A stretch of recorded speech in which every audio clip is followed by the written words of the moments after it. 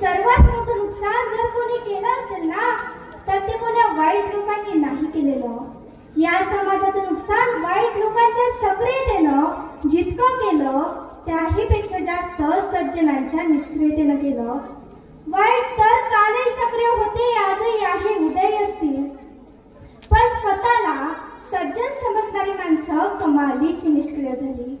मला नाही त्याचं तो बघेल ही जी भावना मनात आली ना तिथून समाजाचं नुकसान व्हायला लागलं आणि येणाऱ्या पिढीनं अशा कामांमध्ये सक्रिय व्हावं असा आदर्श आपण येणाऱ्या पिढीसमोर ठेवणार आहोत का?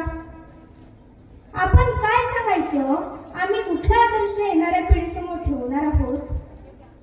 काश्मीरच्या स्वातंत्र्य लढ्यात आम्ही व्हॉट्सअपवर सैनिक होतो. आम्ही फेसबुकची अशी भिंत लढवली, अशा कमेंट, अशा पोस्ट, काय ते चिरफाड, काय ते चॅटिंग. आम्ही कुठला आदर्श येणाऱ्या